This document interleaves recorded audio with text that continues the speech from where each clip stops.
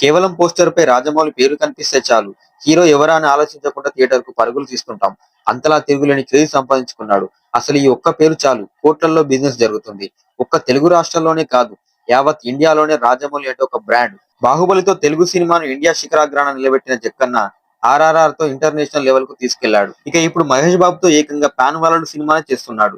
ఒకటి రెండు కాదు, ఏకంగా 120 దేశాల్లో ఈ సినిమా రిలీజ్ చేస్తున్నారంటే ఏ రేంజ్ లో సినిమా ఉండబోతుందో అన్న ఊహే గూస్ బంప్స్ తెప్పిస్తుంది. ఎస్ఎస్ఎంబి 29 ప్రాజెక్ట్ గా తెరకెక్కుతున్న ఈ సినిమా కోసం ఒక టాలీవుడ్ ఫ్యాన్స్ మాత్రమే కాదు, యావత్ ఇండియా ఫ్యాన్స్ ఎదురు చూస్తున్నారు. ఈ సినిమా రేంజ్ చూస్తుంటే ఇక్కడ అవతార్, అవెంజర్ స్థాయిలో హాలీవుడ్ లో ఈ సినిమాను రిలీజ్ చేసేలా కనిపిస్తున్నారు. ఇప్పటికే ఆర్ఆర్ఆర్ సినిమాను స్టెయిన్ స్పీల్బర్గ్, జేమ్స్ కామరన్ వంటి దర్శక దిగ్గజాలు సైతం రాజమౌళి మేకింగ్ పొగడారంటే ఇక ఎస్ఎస్ఎంబి 29 ఇంకెంత గ్రాండ్ గా గొప్పగా తెరకెక్కిస్తున్నారో మీ ఊహకే వదిలేస్తున్నా.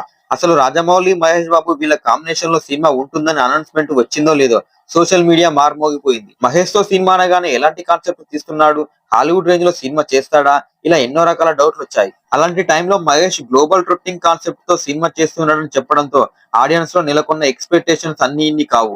ప్రస్తుతం ఈ సినిమా షూటింగ్ శరవేగంగా జరుగుతుంది. ఆ మధ్య లీక్ అయిన వీడియో సోషల్ మీడియాలో మార్మోగిపోయింది. అసలు రాజమౌళి ఏం ప్లాన్ చేస్తున్నాడు మామా అనిపించింది. అంతలా తిరుగులేని అంచనాలు క్రియేట్ చేశాడు. మరి మహేష్ బర్త్డే సందర్భంగా రిలీజ్ అయిన పోస్టర్ సోషల్ మీడియాను షేక్ చేసింది. మెడ నుంచి రక్తం కారుతుండగా మెడలో రుద్రాక్షమాలతో లుక్ ను చూపించారు. అంతేకాదు ఆ రుద్రాక్షమాలలో నంది, త్రిశూలం ఇలా శివుడిని రిప్రజెంట్ చేస్తూ నెక్స్ట్ లెవెల్లో అంచనాలు క్రియేట్ చేశారు. ప్రీ లుక్ పోస్టర్ తోనే అరవీర భయంకర అంచనాలు చిత్ర బృందం క్రియేట్ చేసింది. ఇక ఇదిలా ఉంటే ఈ సినిమాకు సంబంధించిన టైటిల్ ఇప్పుడు సోషల్ మీడియాను షేక్ చేస్తుంది.